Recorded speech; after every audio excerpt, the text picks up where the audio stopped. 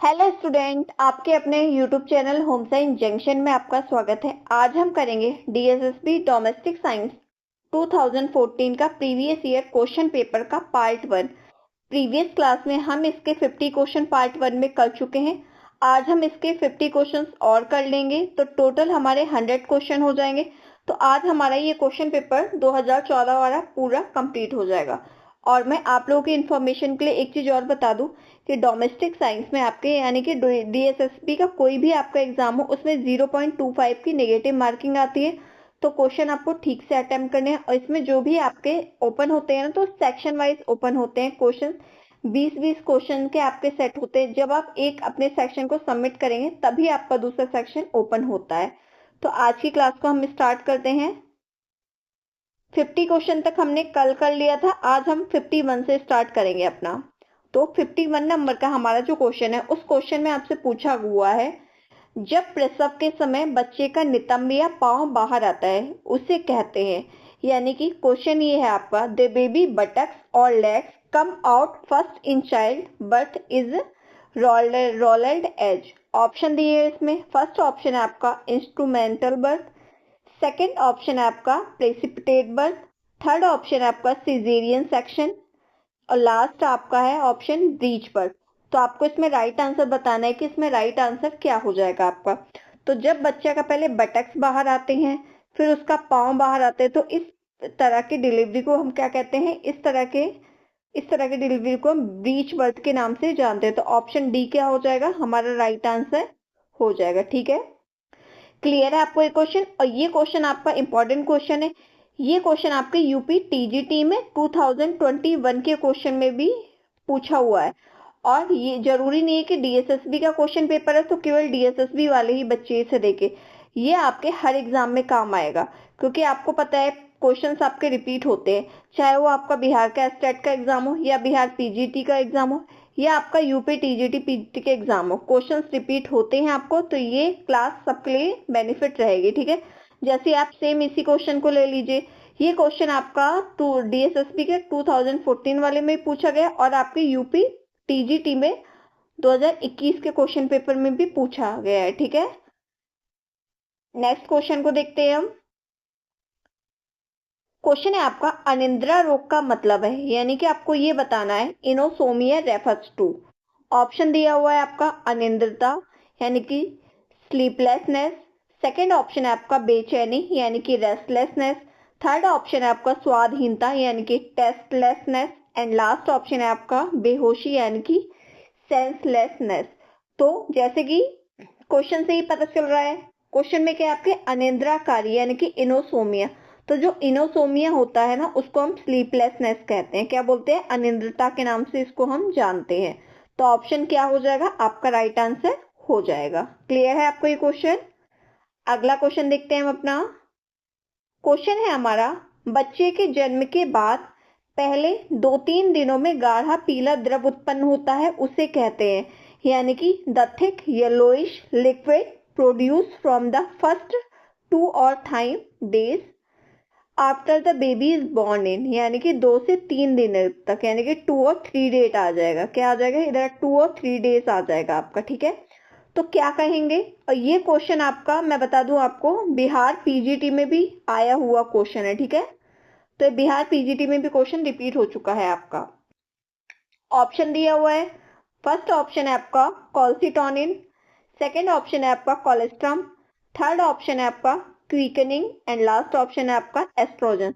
तो जो एस्ट्रोजन होता है ये तो एक हार्मोन होता है, तो इसमें जो राइट आंसर हो जाएगा वो हो जाएगा आपका कोलेस्ट्रम। क्या हो जाएगा? आपका राइट आंसर हो जाएगा आपका ऑप्शन बी, यानी कि जो बच्चे के जन्म के बाद पहले 2-3 दिनों तक माँ के स्तन से यानी कि ब्रेस्ट से गाढ़ा पीला द्रव निकलता है, वो कोलेस्ट्रम कहलाता है। आपका क्या कहलाता है? कोलेस्ट्रम कहलाता है। ये भी आपका इंपॉर्टेंट क्वेश्चन है, ये बिहार पीजीटी में पूछा जा चुका है, बट उसके उस टाइम पे ऑप्शन चेंज कर दिए थे, क्वेश्चन आपका बिल्कुल सेम है।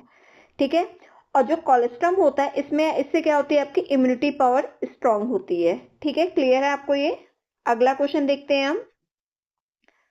अगला क्वेश्चन है आपका, क्वेश्चन में पूछा हुआ है आपसे, मामा, दादा या दीदी जैसे ध्वनि निकालने की भाषा विकास को क्या कहा जाता है?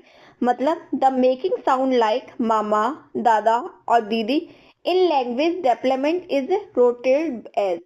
क्या कहेंगे इसको? जो आपकी इसकी साउंड होती है किसकी? मामा, दादा, पापा, ये जो साउंड निकलती है इस ध्वनि को हम क्या बोलते हैं? रोना बोलेंगे यानी कि क्राइंग बोलेंगे, या कोइंग बोलेंगे यानी कि गूंजना, या आपका बबलिंग बोलेंगे मतलब तुतलाना, या आपका गेस्चर बोलेंगे या संकेत। तो जो आपके साउंड होते हैं ना, साउंड कैसे, जैसे मामा, दादा, दीदी, पापा, ये आपके क्या होते हैं?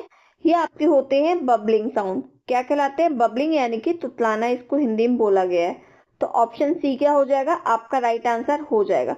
हो सकता है हिंदी में तुतलाना ना दे क्योंकि इसका तुतलाना एग्जैक्ट वर्ड नहीं होता है, तो बबलिंग को बबलिंग ही बोला जाता है। ठीक है, क्लियर है आपको ये क्वेश्चन? अगला क्वेश्चन देखते हैं हम अपना। क्वेश्चन में पूछा है आपसे, जिज्ञासा यह मनोभाव है, यानी कि क्यूरियोसिटी इज डैश इमोशन। तो जिज्ञासा कैसा मनोभाव है? एक पॉजिटिव मनोभाव है यानी कि सकारात्मक मनोभाव है, या निगेटिव है यानी कि नकारात्मक भाव है, या मिक्स्ड है यानी कि सकारात्मक नकारात्मक दोनों है, या कोई नहीं है। तो इसमें जो आपका जिज्ञासा यानी कि क्या हो जाएगा? क्यूरियोसिटी हो जाती है, वो आपका एक पॉजिटिव इमोशन होता है। कैसा होता है? पॉजिटिव सकारात्मक इमोशन होता है। तो ऑप्शन ए क्या हो जाएगा? आपका राइट आंसर हो जाएगा। ठीक है, क्लियर है आपको ये क्वेश्चन? अगला क्वेश्चन देखते हैं हम अपना। और अगर आपको क्लास अच्छी लग रही हो तो आप लोग क्लास को लाइक भी कर दीजिएगा और अपना फीडबैक जरूर बताइएगा। अगले क्वेश्चन में आपका, यह बच्चे के द्रव आहार को अर्ध ठोस और ठोस आहार में परिवर्तित करने की प्रक्रिया है, यानी कि dash is the process of changing baby diet from liquid diet to semi solid and solid food. आपको ये बताना है कि जो बच्चा होता है, बच्चा क्या करता है? 6 महीने तक तो एकदम माँ का दूध पीता है, उसके बाद उसको जब अर्ध ठोस आहार यानी कि क्या दिया जाता है, उसको थोड़ा मतलब सेमी सॉलिड सेमी लिक्विड में कन्वर्ट किया जाता है, परिवर्तन किया जाता है बच्चे की डाइट में। तो उसको क्या कहा जाता है? परिवर्तनशील कहा जाता है यानी कि चेंजिंग कहा जाता है, या फीडिंग कहा जाता है यानी कि भरण, या आपका ग्लैपिंग कहा जाता है, या दूध छुड़ाई यानी कि वीनिंग कहलाता है ये प्रोसेस। तो ये जो प्रोसेस होता है ना, क्या प्रोसेस होता है? बच्चे को लिक्विड डाइट से किसमें? सेमी सॉलिड या सॉलिड डाइट में शिफ्ट करना, ये आपका वीनिंग का प्रोसेस कहलाता है, मतलब दूध छुड़ाई का प्रोसेस। और ये करना चाहिए 5 से 6 महीने पे। ठीक है, कब तक? 5 से 6 महीने पे। एग्जैक्ट टाइम इसका 6 महीने है।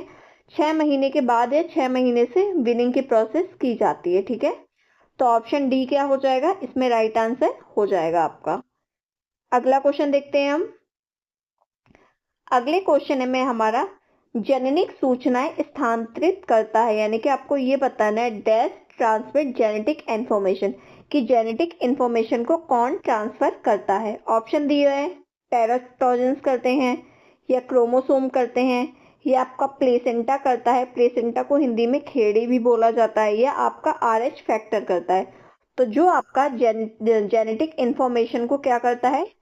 ट्रांसमिट करता है, वो हो जाता है आपका क्या? क्रोमोसोम होता है। क्या होता है? क्रोमोसोम होता है। तो ऑप्शन बी क्या हो जाएगा? आपका राइट आंसर हो जाएगा। अगला क्वेश्चन देखते हैं हम अपना। ये क्वेश्चन हमारा थ्योरी से रिलेटेड है।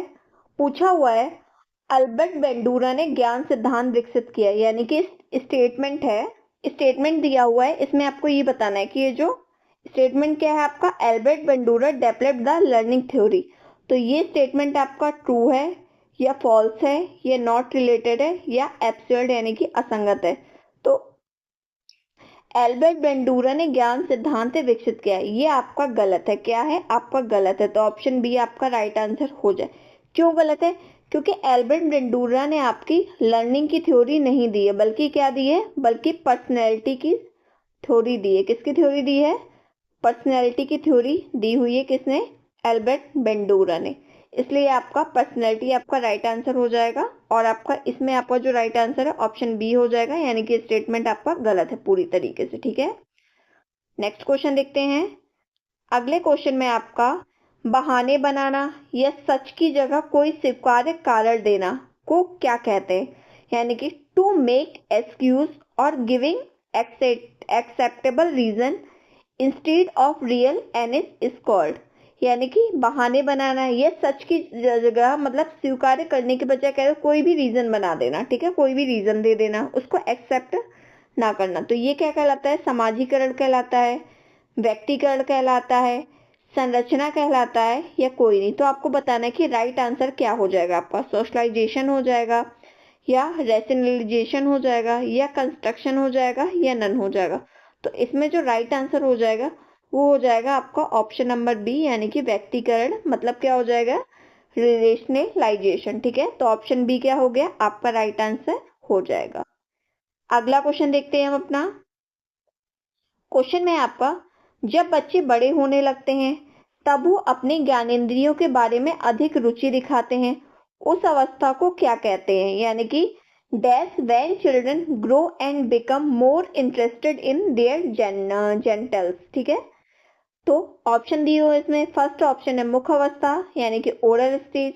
सेकंड है आपका गुदावस्था, यानी कि anal stage.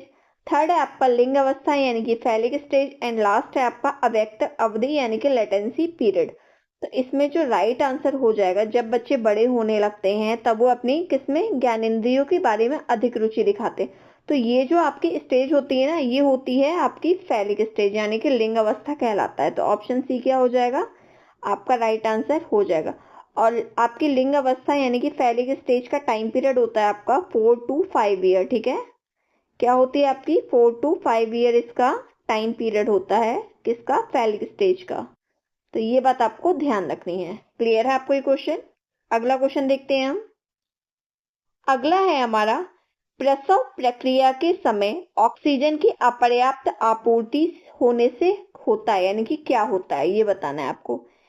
Indicate supply of oxygen during the birth process. Option दिया हुआ है, एनॉक्सिया हो जाता है, अल्ट्रासाउंड होता है, या आपका एमनियोसाइटिस हो जाता है, या फोटोस्कोपी होती है। तो प्रसव प्रक्रिया के समय ऑक्सीजन की अपर्याप्त आपूर्ति होने से क्या हो जाता है? एनॉक्सिया हो जाता है। तो ऑप्शन ए क्या हो जाएगा? आपका राइट आंसर हो जाएगा। ठीक है, क्या हो जाता है? एनॉक्सिया हो जाता है। कब? जब प्रसव प्रक्रिया के समय ऑक्सीजन की अपर्याप्त आपूर्ति हो जाती है। ठीक है, क्या हो जाता है?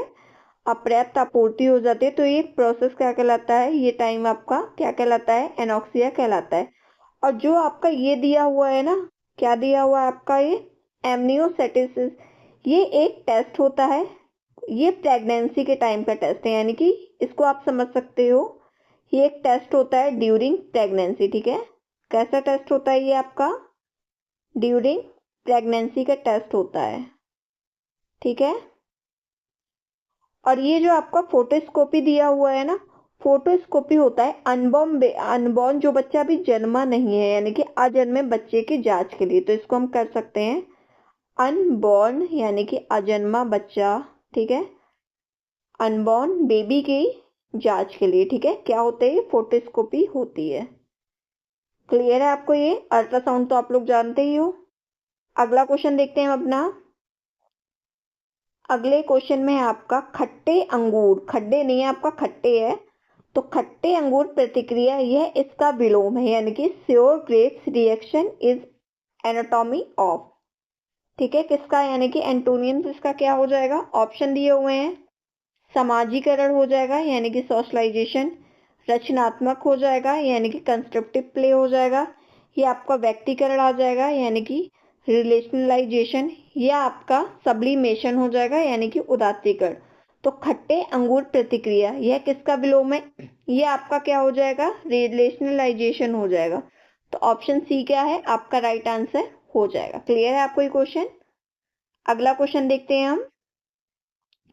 अगले क्वेश्चन में हमारा, जन्म के समय बच्चे की मांसपेशियों का वजन डैश उसके वजन के होता है, यानी कि जब बच्चे का बर्थ होता है तो बच्चे की मांसपेशियों का वजन उसके किसके वजन के बराबर होता है, ये बताना है आपको। यानी कि muscle tissue makes up dash percent of the infant हो जाएगा। ये क्या है? ये आपका इन्फेंट है। Infant weight at birth. Option दिए हैं इसमें 20 to 25%, 30 to 40%, एंड आपका ऑलमोस्ट यानी कि लगभग 50%, एंड आपका 70%। तो इसमें जो आपका राइट आंसर हो जाएगा वो हो जाएगा आपका 20 to 25%। तो ऑप्शन ए क्या हो जाएगा? आपका राइट आंसर हो जाएगा। क्लियर है आपको ये क्वेश्चन? अगला क्वेश्चन देखते हैं। इस क्वेश्चन में आपसे पूछा हुआ है परिवर्तन की प्रक्रिया जो अनुभव से अपेक्षाकृत स्वतंत्र है, यानी कि a process of change which is relatively independent of experience। Option दिया हुआ है, फर्स्ट ऑप्शन है शिक्षा प्राप्ति यानी कि लर्निंग, सेकेंड ऑप्शन है आपका परिपक्वता यानी कि मैच्योरिटी, थर्ड ऑप्शन है आपका संज्ञानात्मक विकास यानी कि cognitive development, and last option है आपका मोटर विकास यानी कि मोटर डेवलपमेंट। तो इसमें जो आपका राइट आंसर है आपको वो बताना है। तो परिवर्तन की प्रक्रिया जो किससे, अनुभव से यानी कि लर्निंग से क्या होती है, स्वतंत्र होती है, वो कहलाती है आपकी परिपक्वता यानी कि क्या कहलाती है, मैच्योरिटी कहलाती है। तो इसमें ऑप्शन बी आपका राइट आंसर हो जाएगा। अगला क्वेश्चन देखते हैं हम अपना। अगले क्वेश्चन में पूछा हुआ है हमारा, ये भी हमारा थ्योरी से रिलेटेड है। तो जो ये आपका जीन पियाजे है, क्या हो जाएगा आपका ये जीन पियाजे, ठीक है, ये आपका जीन पियाजे। तो आपको ये बताना है जीन पियाजे के अनुसार संज्ञानात्मक विकास का निम्न चरण है।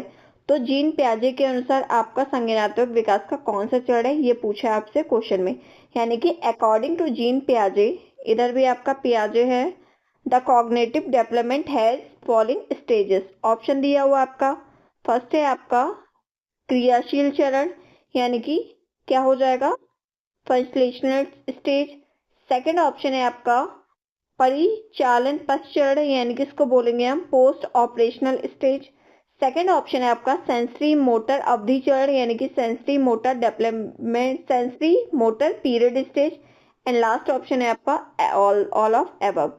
तो आपको पता होना चाहिए जो जीन पियाजे हैं इन्होंने जो अपनी संज्ञानात्मक विकास की थ्योरी दी है, तो इन्होंने क्या बताया, इन्होंने इसकी सेंसरी मोटर अवधि स्टेज बताई है। कौन सी, सेंसरी मोटर अवधि स्टेज बताई है। तो ऑप्शन सी क्या हो जाएगा, इसमें आपका राइट आंसर हो जाएगा। ठीक है, क्लियर आपको।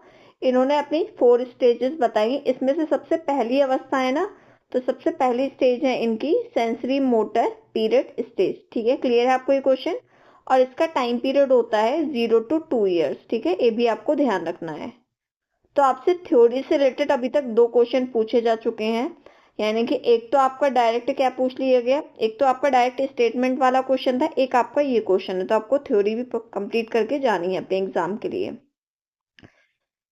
इस क्वेश्चन में आपसे पूछा है एलईडी, ये इसका छोटा रूप है, यानी कि LED is a short form of, आपको क्या बताना है, एलईडी की फुल फॉर्म बतानी है। ऑप्शन दिया हुआ है, फर्स्ट ऑप्शन है आपका लेनरबर्ग असेशन डेवलपमेंट, सेकेंड ऑप्शन है आपका language advancement development, third option है आपका language acquisition device, and last option है आपका कोई नहीं। तो जो आपका एलईडी है ना, ये क्वेश्चन आपका सीटेट यूपीटेट में भी काफी पूछा जाता है। तो इसमें आपका राइट आंसर हो जाएगा एलईडी की फुल फॉर्म होती है लैंग्वेज एक्विजिशन डिवाइस। ठीक है, तो ऑप्शन सी आपका राइट आंसर हो जाएगा। इसको किसने प्रस्तुत किया था, नॉम चॉम्स्की ने किया था। ठीक है, ये भी आपको ध्यान रखनी है, किसने, नॉम चॉम्स्की ने इसको प्रस्तुत किया था। तो जहां जहां लैंग्वेज आएगा वहां पे नॉम चॉम्स्की का नाम जरूर आएगा। अगला क्वेश्चन देखते हैं हम अपना। अगले क्वेश्चन में हमारा अगेन एक थ्योरी से रिलेटेड क्वेश्चन है। इसमें पूछा हुआ है आपसे मनोवैश्विक सिद्धांत इनमें प्रस्तावित है, और यानी कि psycho analytical theory was process by, आपको ये बताना है कि साइको एनालिटिक थ्योरी किसने दी है। ऑप्शन दिए हुए हैं, मैरी एंसवर्थ ने दी है, या बॉल्बी ने दी है, या आपका पियाजे ने दी है, या फ्रूड ने दी है। तो जो आपकी साइको एनालिटिकल थ्योरी है ये दिया था किसने, फ्रॉइड ने। इनका पूरा नाम क्या है, इनका पूरा नाम है सिगमंड फ्रॉइड। ठीक है, तो इन्होंने अपनी थ्योरी में 3 चीजें बताई हैं। 3 चीजों में क्या है आपका, पहला आ जाता है आपका इड, फिर आता है आपका ईगो, उसके बाद आ जाता है आपका सुपर ईगो। ठीक है, क्या आ जाएगा आपका, सुपर ईगो आ जाएगा। जो आपका इड होता है, इड आपका प्लेजर प्रिंसिपल पर कार्य करता है, और जो आपका ईगो होता है, ईगो आपका रियलिटी प्रिंसिपल पर कार्य करता है, और जो आपका सुपर ईगो होता है, सुपर ईगो आपका मोरल प्रिंसिपल पर काम करता है। ये बात आपको ध्यान रखनी है। नेक्स्ट क्वेश्चन देखते हैं अपना। देखिए अभी जो थ्योरी पढ़ाई ना उसी से रिलेटेड अगेन आपका क्वेश्चन आ चुका है। क्वेश्चन में क्या पूछा गया है, हमारी मूल जरूरतों को विभिन्न तरीकों से तृप्त कराने जो हमारे व्यक्तित्व का यथार्थवादी भाग होता है, यानी कि the realistic part of our personality that help us to gratify your basic need in various way. Option दिए हैं इसमें, फर्स्ट ऑप्शन है हमारा इड यानी कि कामत्व, सेकंड ऑप्शन है ईगो यानी कि अहम, थर्ड ऑप्शन है हमारा पराहम यानी कि super ego, and last option है हमारा मातृति यानी कि डिप्लेक्स कॉम्प्लेक्स। तो इसमें हमारा जो राइट आंसर हो जाएगा, मूल जरूरतों को विभिन्न तरीकों से तृप्त कराने, तो इसमें जो आपका राइट आंसर हो जाएगा वो हो जाएगा आपका ईगो। तो ऑप्शन बी क्या हो जाएगा, आपका राइट आंसर हो जाएगा। ठीक है, क्लियर है आपको ये क्वेश्चन। अगला क्वेश्चन देखते हैं अपना। अगला क्वेश्चन है हमारा, यौन परिपक्वता पूर्ण होने का समय है, यानी कि dash is the time when sexual maturity is reached, यानी कि जब आपकी सेक्सुअल मैच्योरिटी हाई पे होती है, अपने रीच टाइम पे होती है, तो वो कौन सी एज होती है। ऑप्शन दिए हुए हैं, फर्स्ट ऑप्शन है आपका प्यूबर्टी यानी कि तरुणाई, सेकंड ऑप्शन है आपका एडोलसेंट यानी कि किशोरावस्था, थर्ड है आपकी फैलिक स्टेज यानी कि लिंग अवस्था, एंड लास्ट है आपकी एनल स्टेज यानी कि गुदा अवस्था। तो ये जो आपका टाइम पीरियड होता है उसको हम तरुणाई कहते हैं, यानी कि क्या कहते हैं, प्यूबर्टी के नाम से हम इसको जानते हैं। तो ऑप्शन ए क्या हो जाएगा, आपका राइट आंसर हो जाएगा। नेक्स्ट क्वेश्चन देखते हैं हम अपना। नेक्स्ट क्वेश्चन में है हमारा, डैश मूल्य है संतोष और पूर्णता का अनुभव और अगले भोजन से पहले भूख न लगना, यानी कि आपसे पूछा गया है dash value is the feeling of satisfaction and fullness and not feeling hungry till the next meal. Option दिए हुए इसमें, फर्स्ट ऑप्शन है आपका पिरामिड, सेकंड है खाद्य समूह यानी कि फूड ग्रुप, थर्ड है आपका परितृप्ति यानी कि सैटी, एंड लास्ट ऑप्शन है वह आपका आहार यानी कि डाइट। तो इसमें जो आपका राइट आंसर हो जाएगा वो हो जाएगा आपका परितृप्ति यानी कि सैटी। तो ऑप्शन सी क्या हो जाएगा, आपका राइट आंसर हो जाएगा। ठीक है, तो आपके कौन से परितृप्ति मूल्य हैं, यानी कि हम ये कह सकते हैं satiety value is the feelings of satisfaction and fullness and not feeling hungry till the next meal. Clear है आपको ये क्वेश्चन। अगला क्वेश्चन देखते हैं हम अपना। अगले क्वेश्चन में पूछा हुआ है आपसे, स्रोत कम वास्तविक होते हैं और आसानी से निर्धारित नहीं किए जा सकते हैं, यानी कि dash resources are less tangible and can not be easily determined. ठीक है, ऑप्शन दिए हुए हैं अमानवीय यानी कि नॉन ह्यूमन, सेकंड है आपका मानवीय यानी कि ह्यूमन, थर्ड है आपका समुदाय यानी कि कम्युनिटी, एंड है all of the above, last option है आपका। तो कौन से रिसोर्स ऐसे होते हैं जो आपका लेस टेंजिबल यानी कि जिनको हम छू नहीं सकते, and can not be easily determined, और इजिली तरीके से हम उसको डिटरमाइन भी नहीं करते हैं। तो जिनको हम छू नहीं सकते हैं, जिनको हम क्या नहीं कर सकते हैं, वो इंटेंजिबल होते हैं, टेंजिबल हमारे नहीं होते, वो होते हैं हमारे मानवीय संसाधन यानी कि ह्यूमन रिसोर्सेज। तो ऑप्शन बी क्या हो जाएगा, राइट आंसर हो जाएगा। आपके मतलब मानवीय रिसोर्सेज यानी कि ह्यूमन रिसोर्सेज के अंतर्गत आ जाएगा जो व्यक्ति के अंदर नहीं है। तो जैसे व्यक्ति का ज्ञान हो गया, कौशल हो गया, कैपेसिटी हो गई, क्षमता हो गई, इसको क्या करते हैं, इसको हम छू सकते हैं, देख सकते हैं, कुछ नहीं कर सकते। ठीक है, तो ये क्या हो जाएंगे, ये आपकी ह्यूमन रिसोर्सेज हो जाते हैं। अगला क्वेश्चन देखते हैं हम अपना। अगला क्वेश्चन है हमारा, घर संचलन है के पास जो है उसका उपयोग कर को क्या चाहिए यह पाना। ऑप्शन दिए हुए इसमें, पहले हम क्वेश्चन देख लेते हैं एक बार। Home management is using what dash have to get what dash want, मतलब इसमें क्या आएगा, आपको ये बताने कि घर संचलन, इधर डैश आ जाता है, घर संचलन डैश है के पास जो है उसका उपयोग कर उसको और क्या चाहिए, यानी कि डैश क्या चाहिए, वह क्या पाना चाहता है, यानी कि home management is using what dash have to get what dash want. तो इसमें आपका ऑप्शन दिए यू आ जाएगा, वी आ जाएगा, दे आ जाएगा या ऑल आ जाएगा। तो इसमें आपका क्या फिट बैठेगा, इसमें आपका यू फिट बैठेगा। तो ऑप्शन ए क्या हो जाएगा, आपका राइट आंसर हो जाएगा, यानी कि आप और यू। तो home management is using what you have to get what you want. ठीक है, ये हो जाएगा। और ये आपकी डेफिनेशन है, ये डेफिनेशन दी है राजमल पी देवदास ने, तो ये भी आपको ध्यान रखनी है। ठीक है, ये परिभाषा किसने दी है, राजमल पी देवदास जी ने दी है, ये डेफिनेशन है आपकी। ठीक है, अगला क्वेश्चन देखते हैं हम। अगले क्वेश्चन में हमारा संचलन प्रक्रिया का पहला कदम है, यानी कि in the first step of management process, यानी कि मैनेजमेंट प्रोसेस का फर्स्ट स्टेप क्या है आपको ये बताना है। ऑप्शन दिए हैं, कंट्रोलिंग है यानी कि नियंत्रण, प्लानिंग है आयोजन, ऑर्गेनाइजेशन है आपका संगठन, एंड या इम्प्लीमेंटेशन है यानी कि कार्यान्वयन। तो आपका जो मैनेजमेंट प्रोसेस का फर्स्ट स्टेप होता है वो आपका होता है प्लानिंग। क्या होता है? आपका योजना होता है। तो ऑप्शन बी क्या हो जाएगा? आपका राइट आंसर हो जाएगा। अगला क्वेश्चन देखते हैं हम अपना। अगले क्वेश्चन है हमारा, यह प्रक्रिया है जहां अनेक पर्यायों से एक क्रिया विधि का चयन होता है, यानी कि dash is the process of selecting A course of action from A number of alternatives. Option दिए हैं इसमें। फर्स्ट ऑप्शन है आपका प्लान मेकिंग यानी कि आयोजन करना। सेकंड है आपका प्रतिनिधान यानी कि डिलीगेटिंग। सेकंड है आपका मैनेजिंग यानी कि संचालन। थर्ड लास्ट है आपका डिसीजन मेकिंग यानी कि निर्णय लेना। तो यह इन द प्रोसेस, तो कौन सा प्रोसेस होता है? ये प्रोसेस होता है आपका डिसीजन मेकिंग का, यानी कि किसका? निर्णय लेने का। तो आपका आ जाएगा decision making is the process of selecting A course of action from A number of alternatives. तो ऑप्शन डी क्या हो जाएगा? आपका राइट आंसर हो जाएगा। क्लियर है आपको ये क्वेश्चन? अगला क्वेश्चन देखते हैं हम। अगले क्वेश्चन में पूछा हुआ है आपसे, जिस कार्य में अपने पैरों का उपयोग होता है, किसमें? जिस कार्य में आप अपने पैरों का उपयोग करते हैं उसे डैश प्रवास कहते हैं, यानी कि task which involve using one's leg is dash effort. तो इसका आंसर आपके क्वेश्चन में ही छुपा हुआ है। ऑप्शन दिए हो इसमें, विजुअल यानी कि दृष्टि। सेकंड है आपका धड़ यानी कि टॉर्सल। थर्ड है आपका पैडल यानी कि पदिक। एंड लास्ट है आपका मैनुअल यानी कि हस्तय। हस्तय का मतलब हो जाएगा इधर हाथ से, ठीक है। तो इसमें क्या बोला जा रहा है? पैरों का उपयोग। तो जहां हम अपने किसका यूज करते हैं? हम अपने पैरों का, अपने लेग का यूज करते हैं, वो हो जाता है आपका पैडल। तो पदिक कौन सा वो कहता है, कौन सा प्रवास कहलाता है, यानी कि कौन सा एफर्ट कहलाता है? ये आपका पैडल एफर्ट कहलाएगा। तो ऑप्शन सी आपका राइट आंसर हो जाएगा। जहां हमारी आंखें देखती हैं यानी कि विजुअल एफर्ट हो जाएगा, जहां हम आंखों से कार्य करते हैं।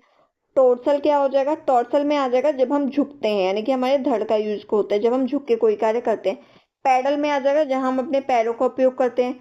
मैनुअल इफेक्ट में आ जाएगा जहां हम अपने दोनों हाथों का यूज करके कार्य करते हैं। क्लियर है आपको ये क्वेश्चन? अगला क्वेश्चन देखते हैं हम। अगला क्वेश्चन है हमारा, सभी भौतिक चीजों और सेवाओं से पाए गए संतोष को क्या कहा जाता है? ऑप्शन दिए हो इसमें। कहा जाता है डैश आए। यहाँ पे क्या हो जाएगा? यहाँ पे डैश आ जाएगा आपका, ठीक है, डैश आए। तो सभी भौतिक चीजों और सेवाओं से पाए गए संतोष को कौन सी आय कहा जाता है? यानी कि satisfaction derived from all material goods and services are referred as dash income.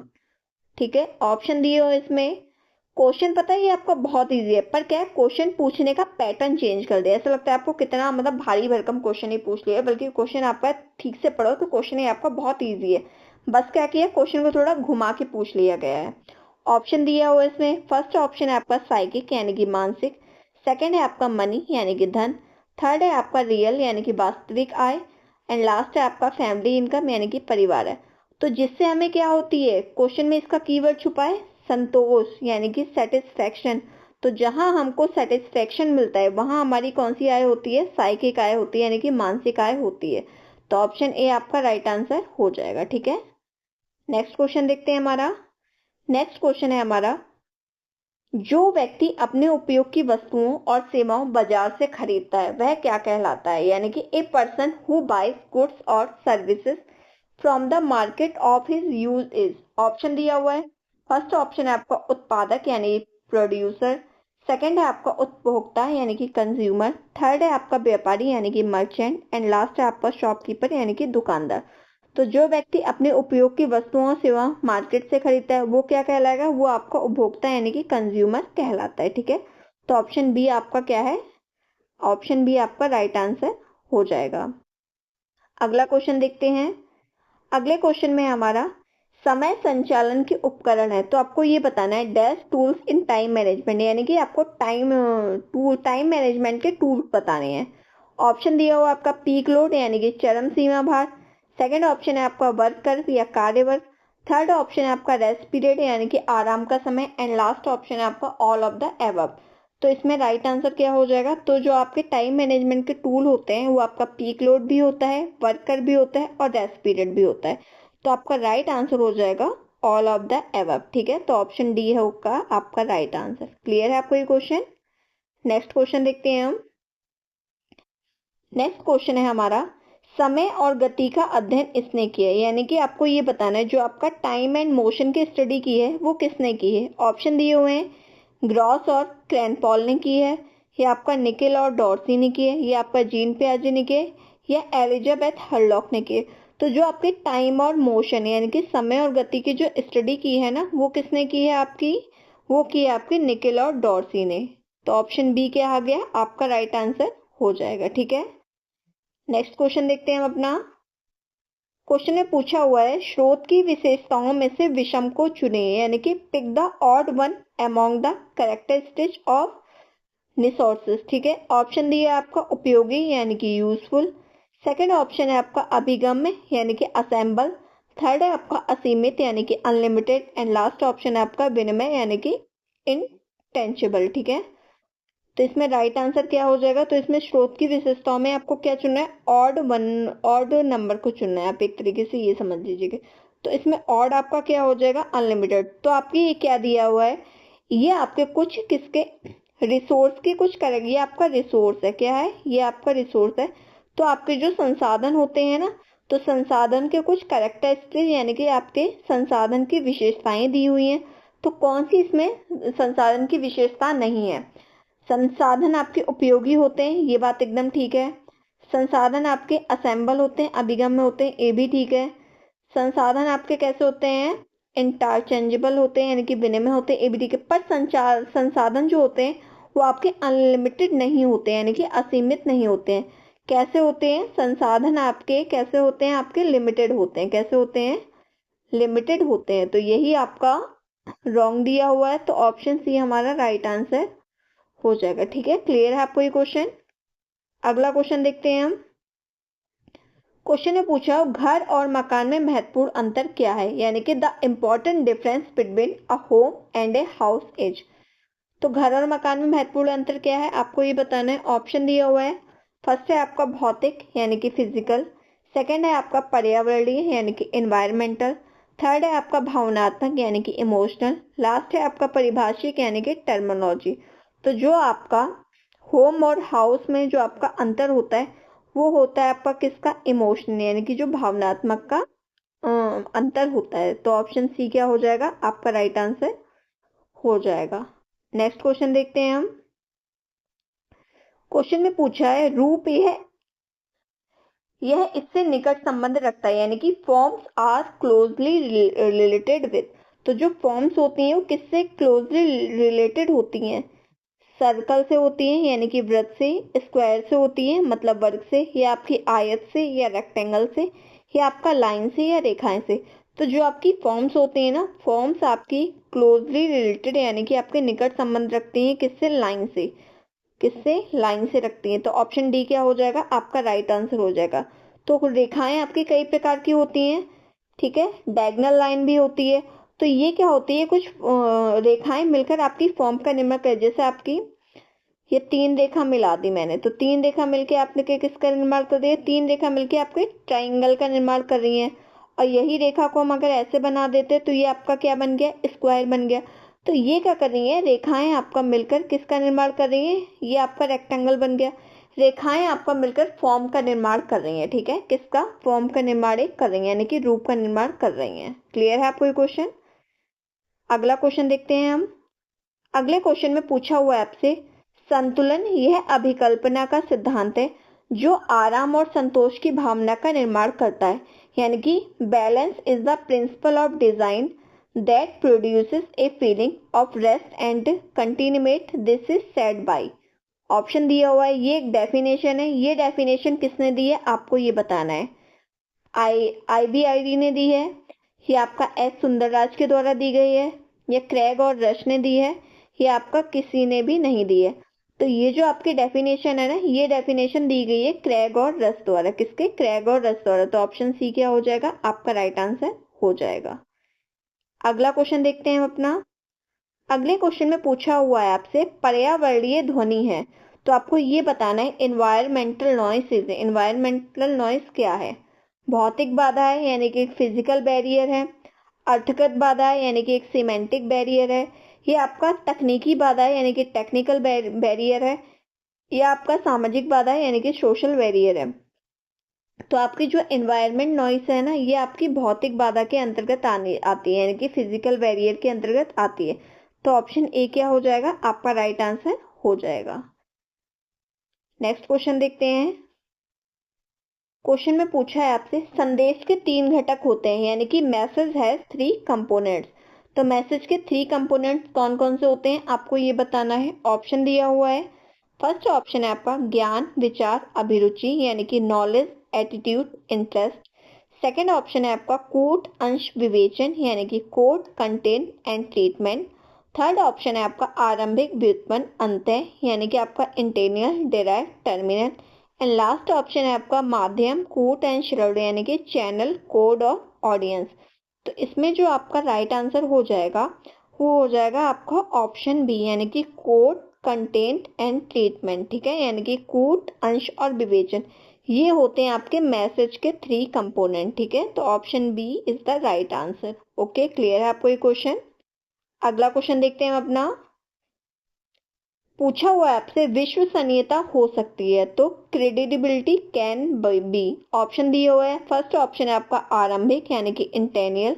Second option है आपका व्युत्पन्न यानी कि डेराइव। थर्ड है आपका अंतः यानी कि टर्मिनल। एंड लास्ट ऑप्शन है आपका ऑल ऑफ दीज। ठीक है, यानी कि ऑल ऑफ एबव। तो आपकी जो क्रेडिबिलिटी होती है ना, यानी कि विश्वसनीयता कैसी होती है, आपकी इंटेरियल भी होती है, डेराइव भी होती है और टर्मिनल भी होती है। तो ऑप्शन डी क्या हो जाएगा, आपका राइट आंसर हो जाएगा। क्लियर है आपको ये क्वेश्चन। नेक्स्ट क्वेश्चन देखते हैं। आप लोग इतने क्वेश्चन कर चुके हो, आपको आइडिया लग गया होगा कि क्वेश्चन आपके किस तरीके से पूछे जाते हैं। और जिसने भी कल वाली क्लास नहीं देखी हो, उसमें आपके स्टार्टिंग के क्वेश्चन करवाए हैं डीएसएसबी के ही 2014 के पेपर के। जिसने भी नहीं देखी हो वो जरूर उस क्लास को देख लीजिएगा। ठीक है, इस क्वेश्चन में आपसे पूछा है समुदाय विकास के लिए तरीके हैं यानी कि the method adopted for community development are. Option दिए हुए हैं। फर्स्ट ऑप्शन है आपका प्रसारण यानी कि एक्सटेंशन। सेकंड है आपका समुदाय संगठन यानी कि कम्युनिटी ऑर्गेनाइजेशन। थर्ड है आपका कार्यक्रम यानी कि प्रोग्राम्स। लास्ट ऑप्शन है आपका ऑल ऑफ एबव। तो इसमें जो आपका राइट आंसर हो जाएगा, इसमें आपका एक्सटेंशन भी आ जाता है यानी कि प्रसारण, आपका समुदाय संगठन भी आ जाएगा यानी कि कम्युनिटी ऑर्गेनाइजेशन, और आपके प्रोग्राम्स भी आ जाएंगे। तो तीनों चीजें आ जाती हैं आपकी। तो इसके अकॉर्डिंग आपका ऑप्शन डी क्या हो जाएगा, आपका राइट आंसर हो जाएगा। ठीक है, नेक्स्ट क्वेश्चन देखते हैं हम। क्वेश्चन में पूछा गया आपसे समुदाय विकास सहायक की भूमिका है यानी कि the role of community development facilitator is. Option दिए हुए हैं। विद्यार्थी है यानी कि स्टूडेंट, परिचालक है यानी कि अटेंडर है, या मार्गदर्शक है यानी कि गाइड है, या सफाई कर्मिक है यानी कि क्लीनर है। तो समुदाय विकास की सहायक की भूमिका क्या है ये, यानी कि the role of community development में फैसिलिटेटर का क्या कार्य होता है, किस तरह से वो कार्य करता है। तो वो एक क्या होता है, मार्गदर्शक होता है यानी कि गाइड होता है। ठीक है, ऑप्शन सी क्या हो जाएगा, आपका राइट आंसर हो जाएगा। नेक्स्ट क्वेश्चन देखते हैं हम। नेक्स्ट क्वेश्चन में पूछा हुआ है आपसे, ये भी आपका स्टेटमेंट है, ये आपको बताना है स्टेटमेंट आपका सही है या गलत है। स्टेटमेंट आपका ये है कि लोकतांत्रिक नेता वही है जो सभी सदस्यों को निर्णय लेने की प्रक्रिया में सम्मिलित करता है यानी कि अ डेमोक्रेटिक लीडर, ये आपका लीडर है। ठीक है, टाइटल नहीं है। A democratic leader is the one who involve the member in decision making. Option दिए हो इसमें, ये स्टेटमेंट आपका सही है, गलत है, अस्पष्ट है या आपका असंगत है। तो ये जो आपका स्टेटमेंट है ये आपका एकदम सही है यानी कि ट्रू है। तो ऑप्शन ए क्या हो जाएगा, राइट आंसर हो जाएगा। यानी कि जो आपका डेमोक्रेटिक लीडर होता है ना, वो क्या करता है, सभी सदस्यों की निर्णय लेने की प्रक्रिया में सम्मिलित करता है। ठीक है, नेक्स्ट क्वेश्चन देखते हैं हम अपना। नेक्स्ट क्वेश्चन है आपका कि व्यवसायिक शिक्षा का उदाहरण है यानी कि example of vocational teaching. Option दिए हुए इसमें। फर्स्ट ऑप्शन है आपका डाक द्वारा शिक्षा यानी कि डिस्टेंस एजुकेशन। सेकंड ऑप्शन है आपका बढ़ईगिरी यानी कि कारपेंट्री। थर्ड ऑप्शन है खुला विश्वविद्यालय यानी कि open university. And last option है आपका नन यानी कि कोई भी नहीं। तो बात किसकी जा रही है, बात की जा रही है आपकी वोकेशनल टीचिंग यानी कि व्यवसायिक शिक्षा की। तो व्यवसायिक शिक्षा किस में दी जा रही है, आपकी बढ़ईगिरी में, कारपेंट्री में। तो इससे ही तो हम क्या कर सकते हैं, शिक्षा लेके हम स्किल सीख के अपनी व्यवसायिक शिक्षा लेकर अपने क्या करते हैं, अपनी किसके स्किल्स को बढ़ा सकते हैं। तो ऑप्शन बी आपका राइट आंसर हो जाएगा। अगला क्वेश्चन देखते हैं हम अपना। ये क्वेश्चन आपका इंपॉर्टेंट क्वेश्चन है। क्वेश्चन में पूछा हुआ है आपसे, चार्ट वृत्त के आकार का होता है। ध्यान से आप इसको पढ़िएगा। इस क्वेश्चन को क्या पूछा हुआ है, चार्ट जो है वृत्त के आकार का है। इसका उपयोग यह दर्शाने में होता है कि विभिन्न भाग मिलकर एक पूरी इकाई होती है। तो क्वेश्चन में इसका आंसर छुपा हुआ है। Dash chart is in the shape of circle and use to show how several part make up the whole. बात किसकी जा रही है, ये चार्ट कैसा होता है, एक वृत्ताकार का होता है, यानी कि कैसा होता है, सर्कल फॉर्म में होता है। आपने वृत्त और सर्कल देख लिया, यहीं से आपका क्वेश्चन ये सॉल्व हो गया। सर्कल आपका कैसा होता है, सर्कल होता है आपका गोल। तो गोल आपका चार्ट कैसे बनता है, गोल आपका पाई चार्ट बनता है। तो पाई चार्ट ही आपका राइट आंसर हो जाएगा। इसमें आपको और कुछ देखने की जरूरत ही नहीं थी। ठीक है, तो जहां आपके इसी तरह इसीलिए ही कहा जाता है कि आपको क्वेश्चन को ध्यान से पढ़ना चाहिए। ये क्वेश्चन आपको देखने में ऐसा लग रहा है कि कितना भारी भरकम क्वेश्चन है, बल्कि इस क्वेश्चन में कुछ नहीं है, क्वेश्चन के अंदर ही इसका आंसर छुपा हुआ है। ठीक है, क्लियर है इसमें। तो इसमें पाई चार्ट आपका राइट आंसर हो जाएगा। नेक्स्ट क्वेश्चन देखते हैं हम अपना।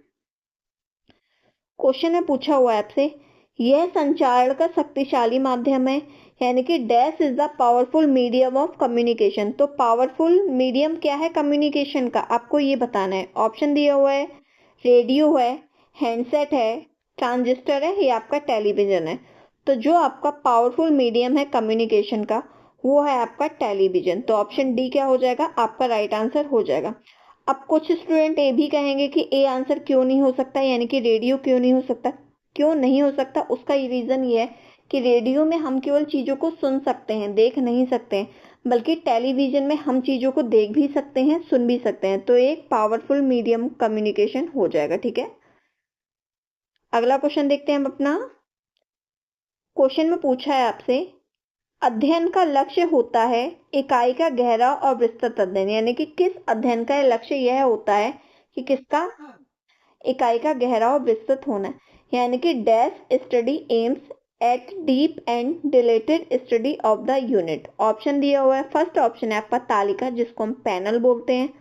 सेकंड है आपका विकासात्मक, यानी कि इवेल्युएटरी। थर्ड है आपका विषय, यानी कि केस। लास्ट है आपका तुलनात्मक। ठीक है, लास्ट क्या है आपका तुलनात्मक, यानी कि कॉम्परेटिव। तो इसमें राइट आंसर क्या हो जाएगा, आपको ये बताना है अध्ययन का वह लक्ष्य।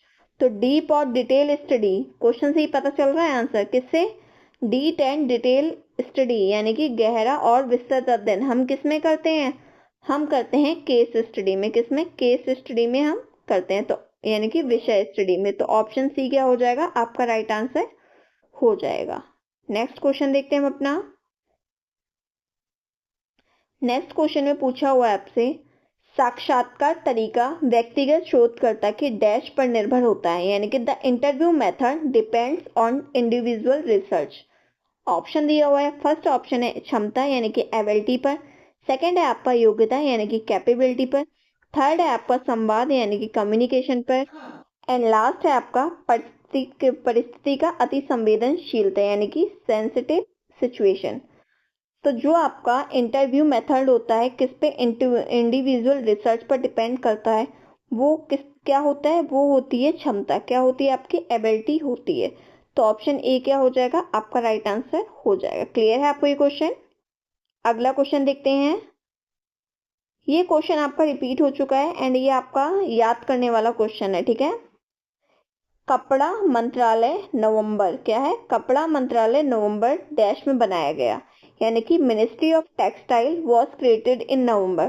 तो कपड़ा मंत्रालय आपका किस में बनाया गया, नवंबर में बनाया गया। आपको क्या बताना है, इसकी आपको ईयर बतानी है। ऑप्शन दिए हुए हैं, 1959 में बना, या आपका 1970 में बना, या 1977 में बना, या आपका 1989 में बना। तो जो आपका कपड़ा मंत्रालय है ये बना आपका 1989 में। किसमें, 1989 में बना है, ये आपका 89 है इधर। ठीक है, तो ऑप्शन डी आपका क्या हो जाएगा, राइट आंसर हो जाएगा। ठीक है, तो कब बना कपड़ा मंत्रालय आपका, नवंबर 1989 में।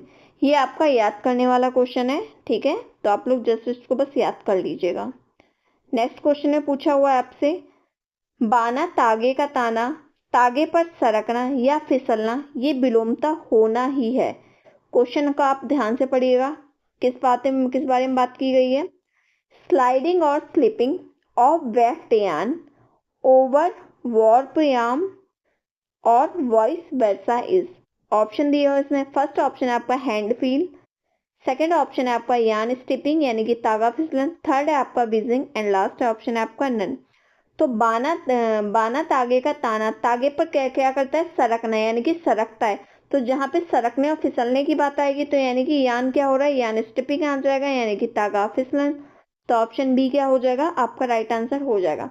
आपको जब क्वेश्चन की लैंग्वेज थोड़ी डिफिकल्ट लगी ना तो आप उसको आराम से उसको 2 बार पढ़ा कीजिए। उस क्वेश्चन में आपके आंसर छुपा होता है, तो उससे आप ठीक से अपने आंसर को पता कर पाएंगे। ठीक है। क्वेश्चन में पूछा गया है आपसे, हस्त कौशल विकास आयुक्त का कार्यालय कहाँ है, यानी कि the office of the development commissioner for handicraft is located at. ये भी आपका याद करने वाला क्वेश्चन है। बस आपको इसमें ये बताना है कि हस्त कौशल विकास आयुक्त का कार्यालय यानी कि कहाँ पर है, इसका ऑफिस कहाँ पर है। ऑप्शन दिए हुए है, कलकत्ता में है, चेन्नई में है, मुंबई में है या नई दिल्ली में है। तो इसका जो आपका हस्त कौशल विकास आयुक्त का ऑफिस है ये आपका नई दिल्ली में है। कहाँ है, न्यू दिल्ली में है। तो ऑप्शन डी आपका राइट आंसर हो जाएगा। ये भी आपका याद करने वाला क्वेश्चन है। इसी तरह आपका कपड़ा मंत्रालय वाला जो था ना वो भी क्वेश्चन आपका याद करने वाला था।